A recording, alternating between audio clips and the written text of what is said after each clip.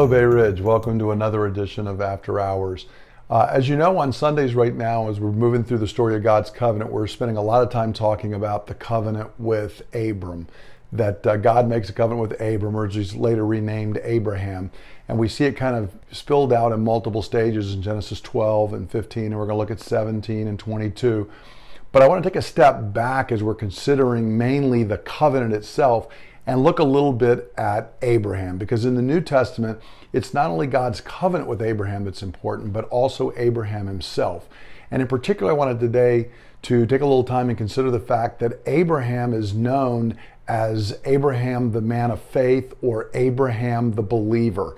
That faith is so central to who Abraham is and to Abraham's story that he can be given the title of Abraham the believer, or Abraham the man of faith. The phrase I'm using here is referenced in Galatians chapter 3, verse 9, where the Apostle Paul says, "So those who have faith are blessed along with Abraham, the man of faith." Or you could translate the Greek, Abraham the believer. That this so summarizes who Abraham is that it's just given as a title to him. Now, why would Paul do that? What is it about the story of Abraham that is so centered on faith? Well, if you look, clearly faith is central to the entire Abrahamic covenant.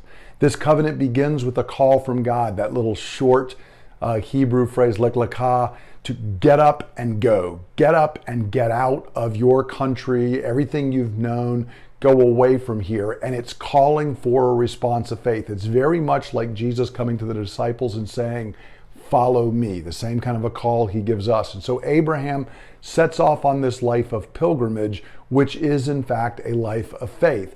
And that's not just a general surmising. Hebrews 11:8, when it looks at the story of Abraham, it says, "By faith, Abraham obeyed this call and went to find a country that he would later receive as an inheritance." So the scripture tells us that the central idea here is one of faith.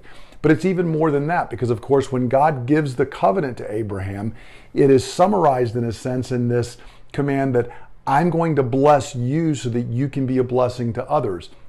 But living in this cycle of always giving and looking to be a blessing to others requires faith. It's a call for Abraham to recognize that God himself is Abram's source.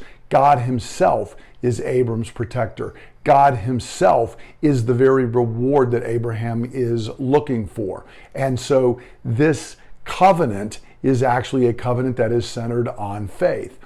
As we move through the story, of course, to see this fulfilled, for Abraham to receive the promised offspring requires faith, because Abraham is past age, Sarah is barren.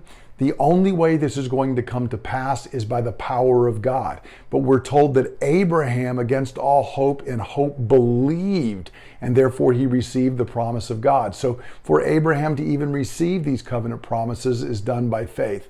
And as we move through the story, of course, even the test with Isaac, where the same command is going to be given again, to get up and go. And he's called to sacrifice Isaac. That appears that everything that has been done by God to this point is now going to be of null and void. It's going to be of no effect. But the writer to Hebrews tells us that Abraham reasoned God could bring back the dead.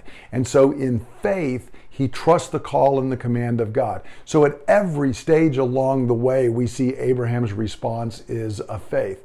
And of course, then there's the key verse in Genesis chapter 15, verse 6, which is just a Mount Everest among biblical verses, where it stands out, where we're told that when God had told Abram to look up to the stars, and if you could count the stars, so you'll be able to count your offspring. And we're told Abraham believed God, and it was credited to him as righteousness. This verse is quoted by both Paul and James in the New Testament. It really underlies this whole idea of Abraham being the believer. Paul in Galatians 3, he quotes this in Galatians 3:6, but throughout Galatians 3, Paul is saying, make no mistake, this response of Abraham in believing God and it being credited as righteousness is the gospel. This is justification by faith alone. The same idea underlies Romans chapter 4. So clearly the idea of justification by faith alone is based on Genesis 15:6. that Abram believed God, and that faith and that faith alone was credited as righteousness. And Paul points out that this is before Abraham is circumcised. It's before Abram has done anything else. He's simply receiving the promise of God by faith. James also brings it up in James chapter 2, verse 23, and he notes that actually James, who is stressing the obedience that is seen in Abraham's life, is pointing out that obedience is the fulfillment of what God had already said, that Abram was just by faith, that Abraham believed God, and therefore it was credited to him as righteousness. So even when we look at our obedience, that obedience flows from faith, and the primary example of this is Abraham. And so the entire story of Abraham is one of faith. From his initial call to his final testing, every phase of the covenant in receiving and living in God's promises, Abraham is the example of faith. And in that, he's an example to you and to me, because what God longs for more than anything else is faith. He desires those who will hear and receive and believe his word. So I encourage you, we can look at Abraham. He's up and down in his obedience. Sometimes he's doing well, sometimes he's not doing well. We'll see. He does well in Genesis 14 and 15. He does very, very poorly in Genesis 16. He does well in chapter 17 and 18, but then he falters again as he moves along. There's this back and forth with Abraham, but what he always has is faith. He trusts in God. And so I want to encourage each of us that we need to hear and receive God's promises by faith.